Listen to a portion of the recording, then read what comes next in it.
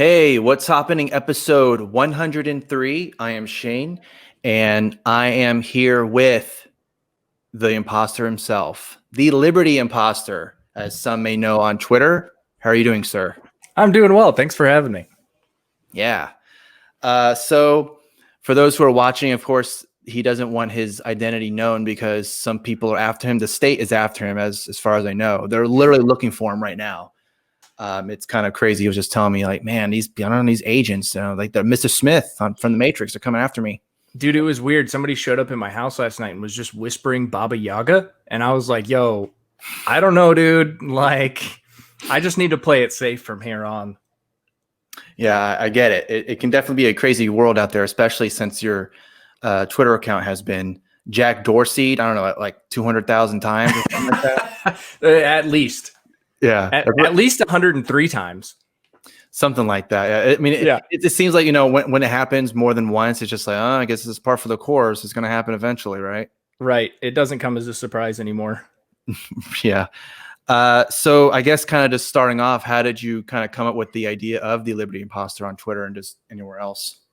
Yeah. So when I started, I was basically, I was watching an Eric July stream. And he was talking about Sal the Agorist. And that was when Sal had basically been saying that Kyle Rittenhouse shouldn't have shot the dude that was trying to smash his head with a skateboard. Oh, yeah.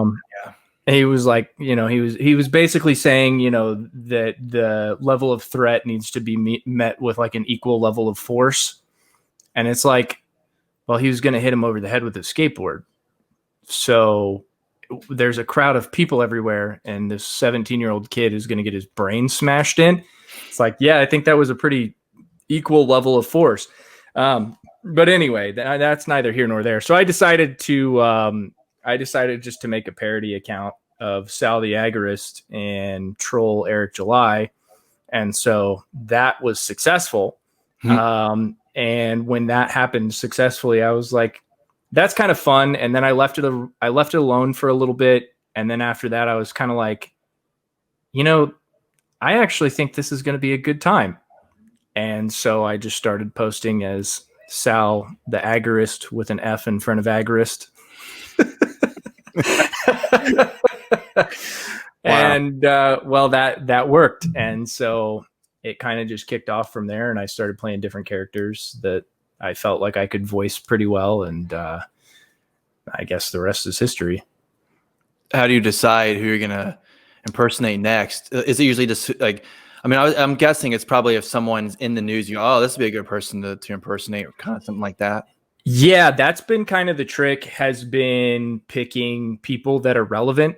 So things that are, so like Julian Assange, I did him last week just because they were talking about releasing him or pardoning him. Right. And so I was like, this will be a good one. And so I tweeted, if Trump decides to pardon me, I'll drop Tulsi's feet pics or something. And that did pretty well. And then I did Pete Butt Guy the other day. Pete Butt Guy was pretty good. Yeah. But yeah, so I don't know. I just try and typically keep them relevant, but if I can mix something else in there, I do.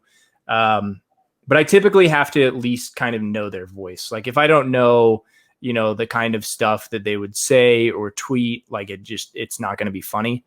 Mm-hmm. And so that's why I'm kind of surprised that this like Tulsi Gabbard tweet has taken off, because I didn't even tweet that as Tulsi at first. That came from Pete Butt Guy, and then it just kind of flew off because I wanted to do some Tulsi stuff, but weird. Yeah, and since you brought it up, we'll go ahead and bring up the tweet, the more the famous tweet that you were speaking about. And so here's the tweet. Okay, so the tweet is, Andrew Yang went from, quote, let's tax the shit out of big tech to, quote, let's have big tech make an app to verify safe citizens so that they can buy groceries pretty quick. And I guess people are either taking you very, very seriously, or they get the joke. And so for those who aren't familiar with what that whole Andrew Yang thing, It's that, okay, so Andrew Yang basically had this idea, this brilliant, bright idea that he had, where he's saying, okay, you know, maybe we should have some kind of like, I don't know, some kind of like barcode or something like that, you know, or some kind of tattoo to let people know, hey, did you get the COVID-19 vaccine? Yeah, I got it right here. Here's my tattoo right here on my wrist, or wherever it's going to be. And I mean, that doesn't sound creepy at all. So that's basically what you were kind of making fun of there. Yeah. I mean, well, the guy, it's just so strange to me because, like, one, it's not like he's brilliant for having the idea. Right. Like, people have already had the idea. So it's not like he was clever and, like, you know, but it's Andrew Yang who's like, we need to tax the big tech and we need to do this to big tech and they're profiting way too much and blah, blah, blah. And then all of a sudden it's like, you know, we should make an app for that. It's like, what? Come on. Like, you're just going to give them more power to, like, know about our health decisions and everything else. And, like, sure, to an extent, people know about your health decisions a lot of the time anyway, depending on what lifestyle you live, I suppose. Yeah. So it wasn't that clever, but it was just the hypocrisy of the whole thing. At least at face level, the hypocrisy of the tweet, that I was just kind of like, yeah, I'm going to go for it. And now it's viral. Yeah, that's definitely viral. I mean, it's as of right now, as of recording, it's gotten almost 34,000 likes, and a lot of people have quote tweeted it, which generally means either they agree with you 100% or they think you're an idiot. Right. That's basically what that means whenever you see a quote tweet. So, I mean, you're hitting it off the park there. And so when you have something like that happen, you're thinking, oh man, now I got to think of something else, because it's like, okay, now you're kind of in some people's radars. Right. Think of something even more clever or something even more cool or more, I guess, viral for people to be like, see, look at this guy or whatever. And I'm wondering too, if people, they just saw Tulsi's, you know, the Tulsi name, and they go, oh, yeah, that's actually Tulsi Gabbard. And then they look more into it and they go, oh, wait. Yeah.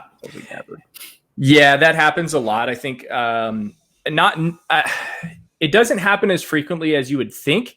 But a lot of people will be like, oh man, wait, this isn't actually Tulsi, or people will realize it right off the bat, things like that. But yeah, I don't think for this tweet, I'm really going to get, like, I've gotten like 2,000 followers off of this tweet. And so that's a good number, right? Like 2,000 followers is nice. But like my last tweet got me 2,000 followers and it only got 7,000 likes because it was funny, because people knew it was a joke. But like, people don't really know that this one's quite as much of a joke, as much as they think it's probably just a serious tweet. So I'm not really getting anything out of it. So it's just weird how Twitter works, man. Like, Twitter's just kind of a weird thing. And without, revealing too much of my thought behind how I do my Twitter accounts, like, I'm probably just going to keep tweeting the same way that I always do after this one. Cause like, I really don't think that I've gotten that much out of this one. Like, I mean, it's cool to have, as many likes and retweets and stuff like that as it has, but like it's not really like garnered me much of an audience. Yeah. It's usually the most random tweets. Like, sometimes you'll just tweet something out of nowhere. You're like, I'll just tweet that. And then that one's the one that blows up. But the one that you really thought and really hard, long about it, this would be a good one, and nobody cares. Like, whatever. Yeah, I've had a pretty good, I have a pretty good track record at this point for knowing which ones are typically going to go viral. I know which ones are usually throwaways. Like this one, though, I did not think that this one was going to be one of the big ones. Like I didn't expect. I'm still like surprised that what I'm looking at right now. Like I mean, I woke up this morning and was like, I wonder how that tweet did. And I looked at it and I was like, holy, that's 25,000. I was like, that's the biggest tweet I've ever done. But yeah, I mean, it's kind of funny to watch how a lot of them work. Like when I did the Pete Buttigieg the other day, I tweeted when I told President Biden that I loved trains, I don't think he understood what I meant. Yeah. I tweeted that and I was like, that is definitely going viral and I am probably going to get deleted again. And I am still shocked that this account is still alive right now. Because this is my 5th account. I mean, this is my 5th one. Like, I mean, I'm not surprised when they go anymore. I'm not even like disappointed when they go anymore, because I'm just like, oh, well, whatever. But I'm shocked that this account hasn't been nuked yet. So can you go kind of go in line with the characters that you have impersonated? Because I know you did mention, like, also obviously Tulsi Gabbard and Pete Buttigieg, and then Sal the Agorist was the one that you kind of did off the bat. But can you talk about the other ones that you did as well? Yeah. After I did Sal the Agorist, I think I did Kinsella next, from the famous heavyweight tweet. And I just started. I mean, I was shit posting a ton with Kinsella, and that really did well. That one was actually pretty hilarious because I was just insulting everyone. Because it was like, you have to. And so I was just insulting everyone, like calling them, intellectually stunted and things like that. And that was pretty funny. And then I did Joe Jorgensen after that and said, do you think I'd win the election if I wore a choker and did dances on TikTok or something? And that one did awful well. And I posted a lot of Joel Osteen quotes with her, which was pretty hilarious. That was actually my favorite one, was like literally just ripping Joel Osteen quotes and posting them as Joe Jorgensen. That's great. Had a good time with that. But then I guess the more well-known ones I've done were like Dan Crenshaw. That one did really well. That one definitely got me deleted. And then I don't know. I did Ruth Bader Ginsburg the night she died. And asked why Robert E. Lee wasn't down here. So yeah, I've had some pretty good ones with a couple of different accounts. I mean, they've just been, I've done a lot of them at this point. I can't even remember all of them, but yeah, so that's kind of my lineup. Yeah, it kind of blurs the line between what's real and not, because you're impersonating these people. And you're tweeting things that more or less these people would maybe or possibly could have actually tweeted themselves, or maybe have come out of their mouth or something like that. I mean, I don't know about the Joe Jorgensen, if she wore a choker and did TikTok videos. I don't know about that. I mean, she's that kind of person, but it's kind of like a tongue in cheek, like, well, maybe if I did stuff on social media more often, maybe people would know who I am or something like that. I don't know. Right. But it really does kind of blur that line between, I guess, like if it's a joke or not. It's like whenever you see like a Michael Malice tweet, for example, and he'll tell you right off the bat, okay, I'm going to let you all know, like, this is a troll, so you can go ahead and do with it you want. And people will still take it as, man, look at this guy. He's talking what he's talking about. What is he's fucking idiot? Right. And it's just really interesting to kind of see how people, because they take Twitter as this is the end all be all. Whatever they say on here is everything. And it's real life, basically. So if, for example, I tweeted something like, for example, Donald Trump is more pro-war than Barack Obama, people will be like, are you crazy? What, are you stupid? And it's like, well, precisely the reason why I tweeted it, because I knew it gets some kind of reaction. Right. It's bait. Right. Exactly. And so I think just having that, because you have to enjoy yourself in something like that, because if it's your livelihood, like I'm on Twitter every single day, 24 hours a day, it's like, man, what else are you doing? Right. Yeah. It's all about, a lot of it is about knowing your audience. Right. Knowing your audience is one of the biggest, I would say, factors in whether or not you're going to be successful on Twitter. Obviously, like, not everybody has an audience, right? Or, like, I wouldn't say that I have an audience, like, to an extent. Like, there are people that know me, and like I have people that are like fans of the account and stuff like that, and like get it at this point. Like, I mean, I would say that there are some, but like certainly not as many as I have followers, right? Like a lot of my followers aren't like fans of what I'm doing. They don't really know.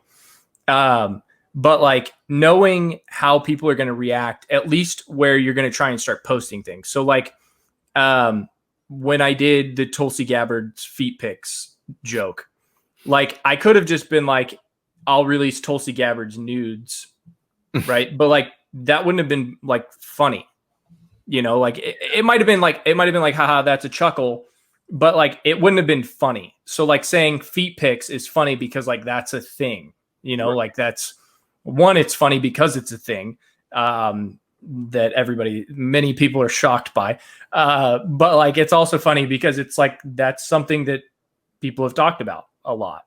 And so like just figuring out like which of these things is going to be funnier to the audience that I'm anticipating seeing this tweet. And then from there, just kind of you roll it out. But yeah, so like when you did your, Donald Trump is a bigger warmonger than Barack Obama. Like I remember seeing that tweet, and like, I remember seeing a lot of people that were just like, is this guy out of his mind? And like the second that I saw it, I was like, that's bait. Yeah. I was like, that's great. So like, yeah, I mean, it's all about knowing how people are going to react and kind of just going from there.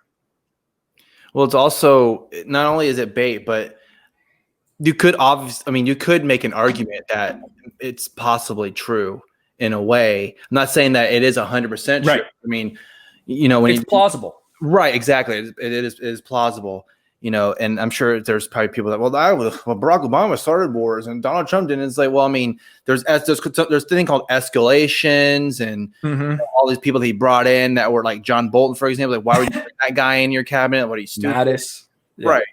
And so, I mean, there is that. It's like that plausibility kind of gives it relevance, I guess. And I'm not saying I'm some expert at it, but when I thought this is going to be fun. And then lo and behold, it was fun. And it was fun. Yeah. Yeah. And, so it's sometimes when you tweet stuff like that and people, they'll ask you a question, like, for example, like you were saying, is this guy doesn't know what he's talking about, or is he an idiot? Or they'll like, do you really think that, or whatever? And I can respond to no one, and I'm not going to respond to anyone because I'm just like, I don't have to. Right. Yeah. And so like when you have people that kind of do come at you, how do you respond to that? How do you work with all that material that people are bringing you with all this whenever you tweet something that people will take at face value? I don't like, I honestly, like, the amount of responding to any tweets that I do is so minimal. Like I really don't spend a ton of time on Twitter. Yeah. Like you would think that I do, but like I'm not on there really all day. Like I'll get on, kind of see what's going on, what's relevant, what might be funny, things like that, and then I just kind of like change the character and start tweeting. So I'll probably tweet, usually when I start a new account, I'll try and do like 3 to 5 tweets as that character, like when I first start. And then just wait to see which one kind of takes off. And then from there, I'll kind of try and play off things or whatever. But like, I really don't respond that often to tweets anymore, just because I know that like when something does take off, I know that I'll look at it too much. Like I will just be like watching, notifications for people, liking it, like trying, because like one of the most fun things when a tweet blows up is like trying to find out who's like, why is it blowing up? Who retweeted it? So now it's blowing up, Yeah. And at this point, I'm like, I just got to stop doing that. Like I have, people that I have to interact with in real life, right? To where if I'm spending too much time on there, it just, it takes away elsewhere, and my wife gets mad at me and stuff like that. So I just kind of let things go. But I'll respond every now and then. Like I responded to one of the responses I got on my Gabbard tweet, and that response has gotten a ton of traction too. Because they were like, well, what about these, vaccine cards? And I was like, well, yeah, fuck those too. And that was like the only response I think I've really done. But yeah, because it's like they think they got you, It's like, well, what about this? And it's like, well, yeah, screw that, I don't care. I don't like that either. Oh, well, nah. And then their head explodes and they don't know what to say after that. Right. Yeah. Like somebody said, you know, you don't want people like for a virus, you know, you have to know who's safe to be around. And I was like, okay, yeah, if we're going to make medical history public record, let's make abortions public record then. And like, you do that. And they're like, well, that would be bad. Yeah. So shut up. It's not hard being a libertarian. I mean, well, I guess it depends on who you're talking to. It's not hard being right when you're a libertarian. Yeah. Because that whole that old thing when they say, oh, you get it from both sides. You know, you get it from the conservatives, liberals, Republicans, Democrats. Right. And they say that libertarians are Democrats who love guns, or you're a Republican who loves weed. That one I see it all the time. The Republicans love weed. It's just all right. Like I've probably smoked weed maybe once, and not for me. That's been one of the funny things is like I don't have to actually like tell people what my political views are on Twitter anymore. Like I don't feel the need to be like, I have to explain why you're wrong. Like I just don't, like I can just be funny and leave it at that. Like be political while being funny at the same time is really nice. Mm-hmm.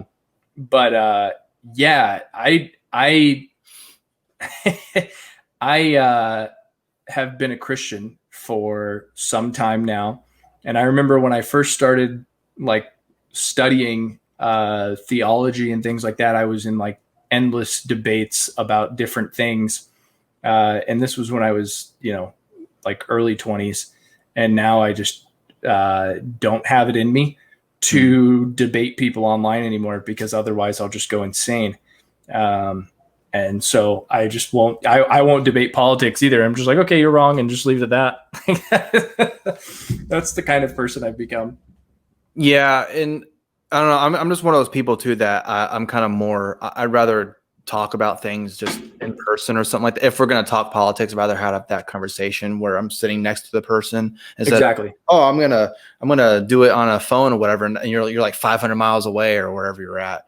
Right. But I mean, I have gone before where I have done arguments on Twitter to the point where, like, I guess you could say, like, I guess, I don't know if it's like a friendship or the acquaintance was over, but there was a point where the acquaintance was over.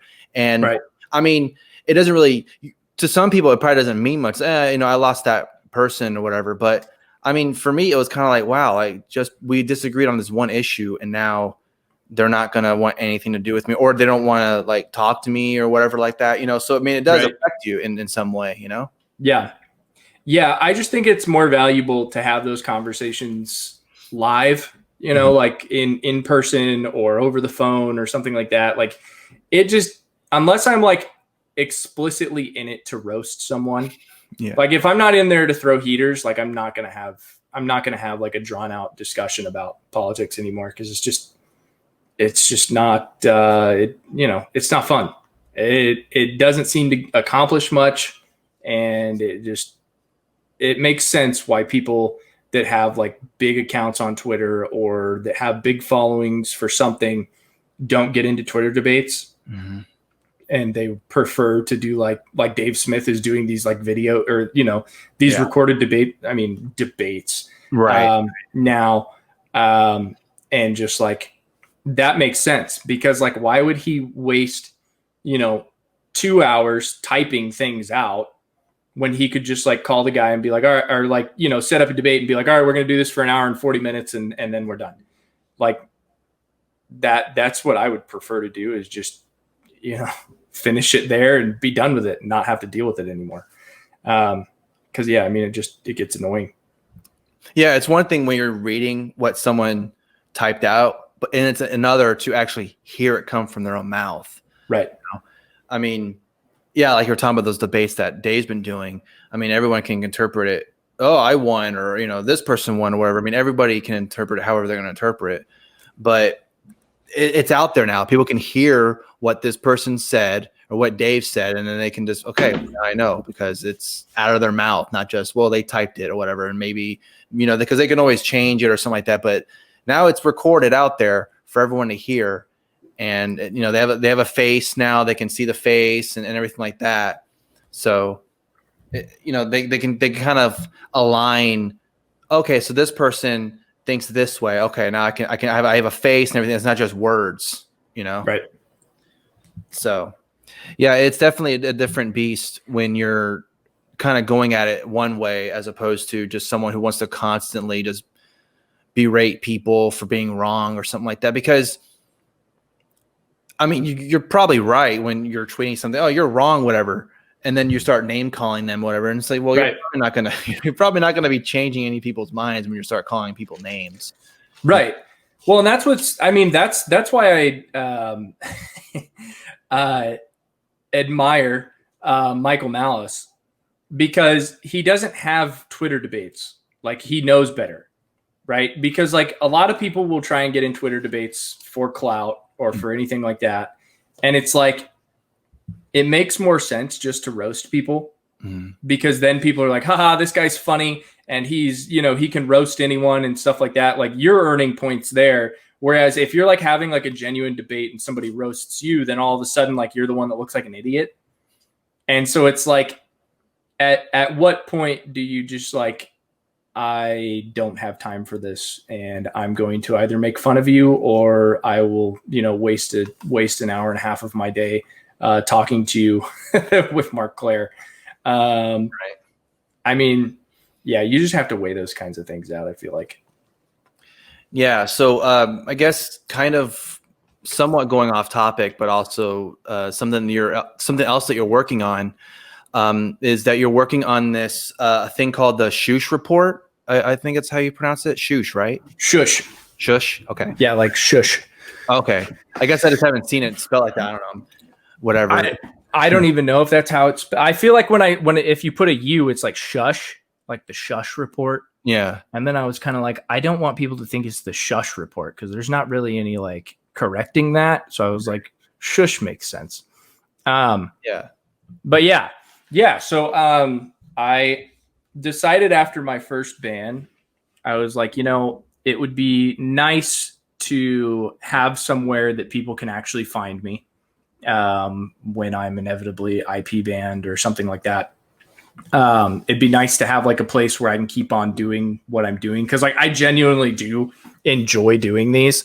Like, these are just fun to do parodies and things like that. I mean, it does like it, because like when I write a tweet, I'm like laughing when I'm writing it. Like I'm laughing at my own jokes. And so like I do enjoy doing the parodies, and I feel like I've done pretty good with not like explicitly making people think that I'm an actual person, or that I'm like actually that person. Like, I mean, I do try and at least like give some semblance of being a parody account every time. So like, I mean, I'll make sure to change the names, make sure to give at least some hint that I'm not actually, Dan Crenshaw. Right. And so like when I tweet, like I want it to be their voice, but I don't want it to necessarily be them. And so like I've really enjoyed doing that. I've gotten a lot of laughs out of it. And so I was like, I want to keep doing this. And so I thought, well, maybe I take it to another level. And instead of just doing, the parodies, I start writing satire. And also having a kind of hub for these, memes and things like that. And at the same time, I also hate the major libertarian publications. I don't really care too much for them. And so I decided I'd like to kind of provide a space where people can also write like opinion pieces and think tank articles and things like that. And so I kind of just had the idea to somehow merge satire on one side and then serious on the other. And so basically what the Shush report is going to be it's going to act as more or less of a carrier for something more serious. And so I've talked to different writers. I've talked to some different people about doing serious stuff, and I've talked to some other people about doing more satire stuff. And so the goal basically is to have these satire articles that can go viral as memes, basically, like joke articles about, Andrew Yang introduces, microchipped vaccines so that you can, enter whatever. I don't know. I had a better idea earlier, but I can't think of it right now. But basically just like writing news that would be plausible. Basically what the Babylon Bee does. I mean, it's basically that, but with more of because Babylon Bee is a Christian satire site. Like that was explicitly what it was in the beginning, was like Christian stuff. And then ever since it was purchased by the Daily Wire, it's become more political, which I think is great. I love the guys that run it. I appreciate them and have spoken to them.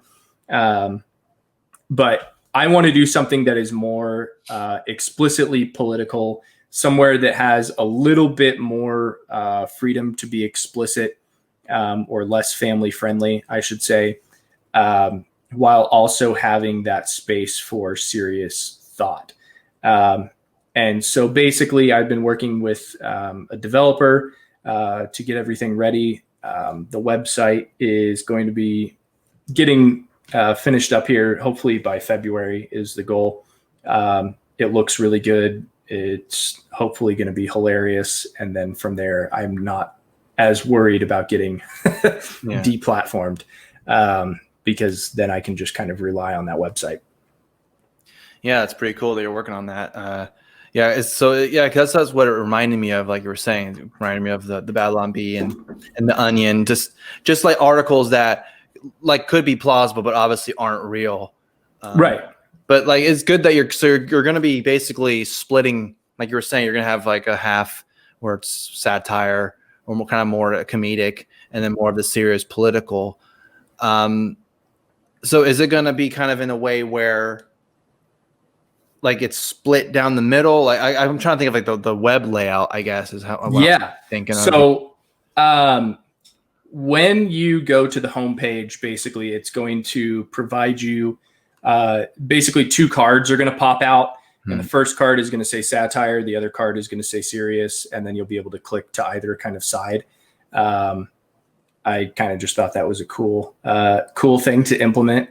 And so it's basically giving you the option to kind of browse the serious side of the website or the comedic side of the website and kind of go from there. But yeah, so I want to make sure that it's distinct enough to where it can be either side, it can be serious or satire, because that also blurs a line between what's being shared. And I think that'll interest people to be like, wait a minute, is this one serious? And like go and read it. And so I just kind of think it'll be fun. I mean, and one of my big kind of inspirations for the whole thing is basically the fact that we have comedians that have basically become our intellectual thought leaders. Joe Rogan is the biggest podcaster in the world. He's a comedian. Yeah. Like Joe Rogan is by trade a comedian. That's what he started with. That's probably what he wants to end with. Yeah. That's just what it is. He's a comedian. Dave Smith is probably one of the biggest faces in the libertarian world right now, outside of people that are actually in politics. Yeah. He's a comedian.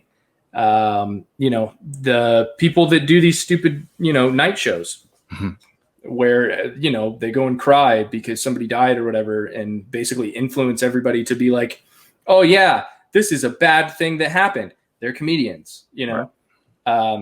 And so the goal for me has been like, just be funny, just be funny, keep on drawing eyes, and like figure out how to subvert that laughter towards something that is going to help make people free. So like I do have, serious goals for the whole thing, but I mean, I feel like laughter is just the best marketing tool that there is. I was just thinking about that whole card that comes up when you go onto the website for like April Fools. You switch them.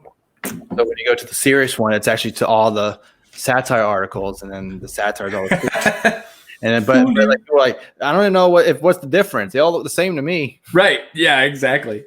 Exactly. Yeah, I think that blurred line is a very fun one to walk. Yeah.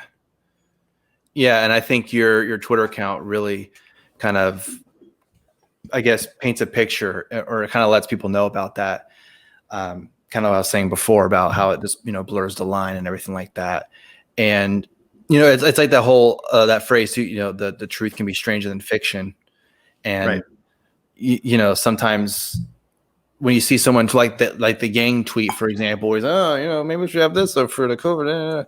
You're like, did you read it before you tweeted it out or something? Like, did you why would you, and of course, you can come to the conclusions that a lot of people were going to with this tweet, like, oh wow, it sounds like some other event that happened in history, right? And it's here's your gold star, buddy. Right, exactly, and it's funny too because this is a guy who ran for president of the United States. And okay, so he ran for president, and then the whole thing with Eric Swalwell, and it's just like, I can't believe that these are the people that they're trying to bring up to be like, these are the people that are going to govern millions and millions of people, and it's like, I can't believe that Joe Biden is going to be installed as president, and then I don't even know what's going on. That's why some people, you're seeing a lot of people now, they're not trusting the system, wherever side you're on. The people that didn't like Trump, they're not trusting the system all that much, but maybe they do now because they're person one. Some of the people on that side, because not everybody likes Joe Biden. I mean, even people on the left are like, I don't like that guy. But then you see all the Trump people, they're like, oh, I don't like it. Like they stole it from us and everything like that. So it's just a whole mess that we're living through. And as far as I'm concerned, I like the chaos. And so I'm kind of twiddling, yeah, like the Mr. Burns, excellent, that whole thing. Yeah.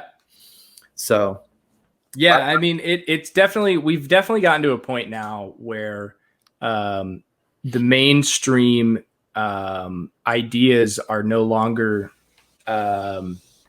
necessarily accepted. Yeah. I don't think that a lot of people are really interested in being told what to think, at least so explicitly. At least on the conservative side, I see that a lot. And I think that there are some more intellectual liberals that are getting there as well. I mean, obviously there are some that have been there for a while. You think like your Tim Pools or your Jimmy Dores, people like that are not accepting this narrative anymore, and certainly aren't accepting the language that is being provided. And I think that that's created a really good opportunity for people to just figure out how to create different outlets, because when you take away the legitimacy from major institutions, it creates a lot of opportunity for people to fill those gaps, because there is going to be, a power gap essentially. And when that is there, you have to figure out how to fill that hole. And I think that's kind of what I'm trying to do with these stupid throwaway joke accounts.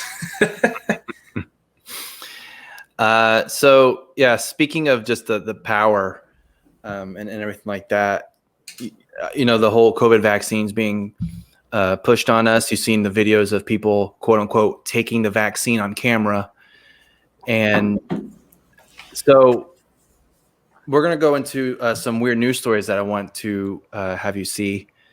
And this one is the title is funny, but when you actually read it, it's not. It's kind of more tongue in cheek what this guy is saying. So this is in the New York Post, and it says Brazilian President Bolsonaro claims COVID vaccine could turn people into alligators. And so yeah, when you read it, he's not literally saying that a person's going to turn into a reptile or right. That. But so in here it says that he's actually goes on to slam American drug company Pfizer and its vaccine. The company exempted itself from liability in case of side effects of the vaccine, which Bolsonaro said rhetorically could turn someone into an alligator and they wouldn't be liable, which is true. Like they actually did. They actually have something where you can't sue those companies, right, if something bad happens to you. Right. And it's like what? Like you're gonna, so okay. If for example, because we also talked about this on our show too, where you see some of the possible side effects, and one of them literally was death. Yeah. So if you die, like if a family member died, they took the vaccine, they die, tough luck. You can't do anything about that. Right. So basically the way that works, and so this actually is really funny to me. I have been an anti-vaxxer for some time now. Mm-hmm. And previously people are like, well, you're insane. Yeah. You're crazy. And it's like, well, no, I actually refuse to stick a needle in my child. And with something that has no liability. Like if this company doesn't have any liability for what they're sticking my child with, and they do very little research, because especially with this COVID vaccine, they push this thing out within a year. Are you kidding me? Yeah. The flu vaccine is only like 60% effective, because typically they get the wrong strain, because the flu is a wild virus. So they literally have to guess what that wild strain is going to be carrying every year. And so to hear something like this being said by normal people now, where they're like, well, why don't they have liability? It's like, well, they haven't had liability for years. They settle out of court with the Vaccine Injury Fund. There are millions, I think actually billions of dollars paid out every year from the Vaccine Injury Fund, which is insanity. And people are like, and people have just like blown it off. They're always just like, oh, well, that could be anything, just like a crazy parent blaming a vaccine for something. It's like, are you out of your daggone mind? There's a reason these people don't have liability. It's like the food pyramid, right? The food pyramid was said, oh, everybody needs to eat this much and do this. And it's like different people have different body types. Different people have different metabolism, things like that. Their bodies work differently. And you're trying to prescribe a one-size-fits-all diet? Like, obviously that's stupid. And so now we have people that are like, oh, well, the vaccine is going to work perfectly for everyone. And it's like, no. Like, my child might have a different allergy, or my child might, have some other kind of problem with whatever toxic crap you put in there. Like, it's just not happening. And so, yeah, that liability thing is hilarious. I mean, and to say that if you become an alligator, that's even funnier. Yeah, they can make a horror movie out of that or something. Seriously. It's like I Am Legend. Everybody got the vaccine, and then all of a sudden they were zombies. Yeah, they can turn into your alligators. Yeah, and they can turn into a sci-fi original movie called like Killer Alligator from the COVID vaccine or something like that. Yeah, dude. COVID dial. Yeah, COVID gator, yeah. I hate alligators and crocodiles, bro. So that would be a great movie. Just have the hero just stomping them, dude. Be great. Or maybe they can turn into like Lake Placid 4 or however many Lake Placid movies there are. Mm-hmm. So the next one that I wanted to talk about is, so masks have been a big thing too. You gotta wear a mask. And it was funny because you're talking about how people are now starting to not necessarily be like 100% anti-vax, but at the very least they're opening their eyes and be like, wow, this is kind of crazy how it was pushed the vaccine was pushed really fast, and because it was an emergency and everything like that. And then you see all the side effects, the possible side effects, and people are kind of being weary, and the liability thing. And so people are starting to definitely question things more, which is always a good thing whenever you're questioning the government more. It's always great. Right. And so the mask thing, and I know Nico and I talked about this on the show, where we did wear masks in the beginning of the year, and people were looking at us like we were killing people. And now it's a complete 180 where if you're not wearing a mask, like, hey, you need to wear a mask. Like when you go into a store, I did this. You go into a store, go, hey, do you have a mask? Like, oh, okay, whatever. They're flipping out. It's like the world is completely different now. It's like everybody has to wear a mask now. Unless you're like a crazy psychopath, or in their eyes. Right. Anyway, so this story is, and this is in Reuters. Chilean president handed a $3,500 fine for maskless selfie with stranger on the beach. This is the Chilean president. He'll slap with a fine. Dude, that can't be real. The first paragraph, Chilean President Sebastian Pinera was slapped with a $3,500 fine on Friday after posing for a selfie on the beach with a bystander without wearing a mask as required during the coronavirus pandemic, health authorities said. Dude, that's awesome. I honestly, like, I don't even know how to feel about this because it's like, first off, you get what you get. Right. But like the balls on the guy that handed him that. Like the balls on the dude that had to deliver that $3,500 fine. Like, and you already know that the president was probably like, oh yeah, I should have done what I had mandated and blah, blah, blah. Yeah, their apology, all that crap. And it's like, dude, just sit and spin. Like, you guys are such scumbags to mandate. It's so outrageous. Like, the fact that he got it for taking a selfie is outrageous. Yeah. Like, they had clearly both consented to taking that picture. And so, I don't know, dude. It honestly, it just disgusts me. So, but at the same time, it's really funny. Yeah, it's definitely, it's pretty funny because, so in the article, like it says that Chile, they have like strict rules for mask wearing and everything like that. And the violations are punishable with sanctions that include fines and even jail terms. So, I mean, they could have thrown him in jail if they wanted to. That would have been hilarious. They could throw their own president in jail for not wearing a mask. Yeah, I bet if they did that, he would have gotten rid of that shit real quick. It's like, oh wait, oops, my bad. No more rules for the mask wearing. You don't have to wear a mask anymore. Sorry. Mm-hmm. That's what disgusts me about what we have coming down the pipes. Yeah. And we were talking about like the apology. Like, he did apologize because he said he apologized, then he turned himself in. And because, it surfaced on social media, that dastardly social media, always ruining things for everyone. Mm-hmm. So he said that he had been walking alone along the beach near his home in the posh Chilean seaside town of Chachagua. That's probably how I'm pronouncing it wrong. When a woman recognized him and asked for a photo together. And so, hey, I mean, if a woman's asked me for a selfie, shit, I'm going to do it. Why not? I'm the president of Chile. I can do whatever I want. So, oh my gosh. People were like, hey, how come you're not wearing a mask, but we gotta? Mm-hmm. Double standard to me. That's why, I mean, like, it's just so outrageous to think that something so menial, like something that is just so, like, he took a picture. Yeah. Like, and was walking down the street. Like, God forbid you walk down the street like a normal person. Like, if you're over 20 and now all of a sudden you can't walk on the street without a mask, like, what the? I mean, it's so, yeah, I don't know, man. I have a lot of feelings on this, and I don't want to get into it too much.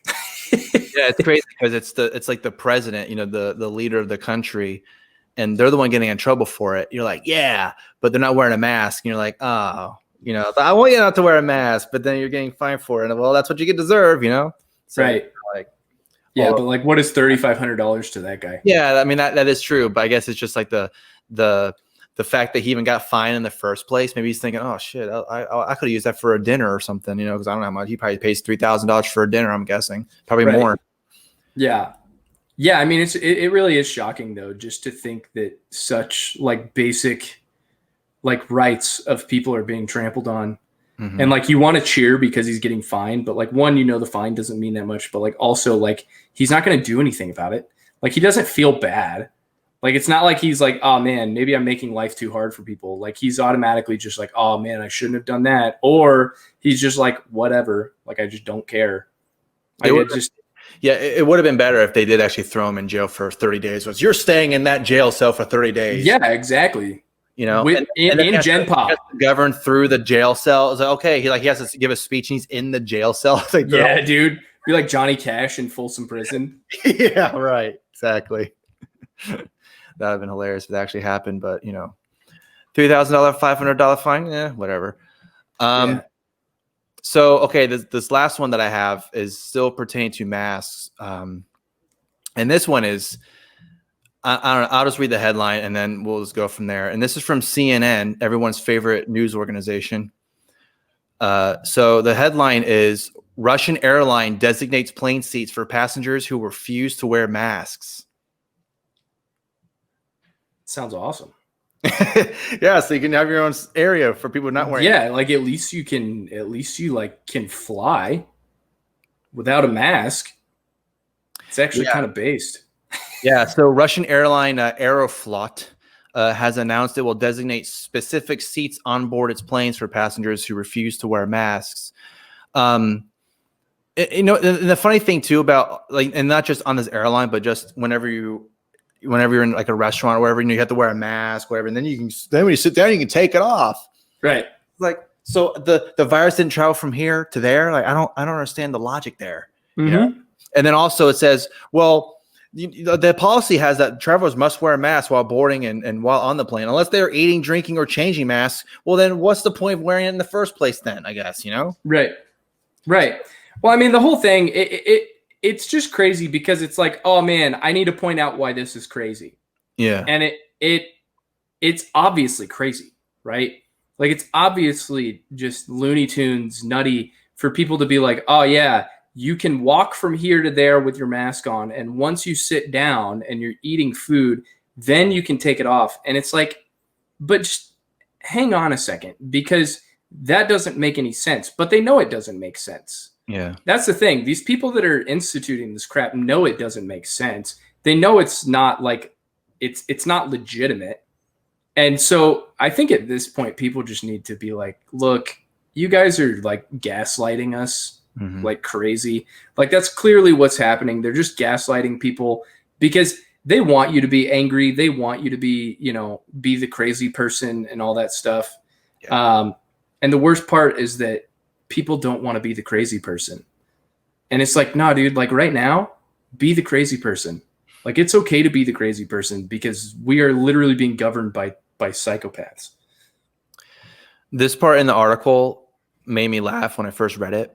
And so it says, however, it seems that some passengers are not obeying these guidelines. And because a plane can't just stop in midair and kick out an offending passenger. Could you imagine? Like, dude, right about to kick you out. Like, what they should mandate next, they should have mandatory parachute lessons.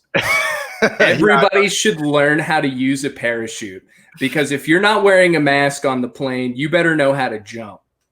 That's what I think they should mandate next. Like, put it in the, you know, before you go on the plane, they do that safety presentation or whatever. Yeah. And then they add the parachute part of it. It's okay, you got to put a parachute on like this. You got to strap it on, make sure it's on tight. And then when we kick you off, if you're not wearing a mask, you have to pull on this lever right here. And right.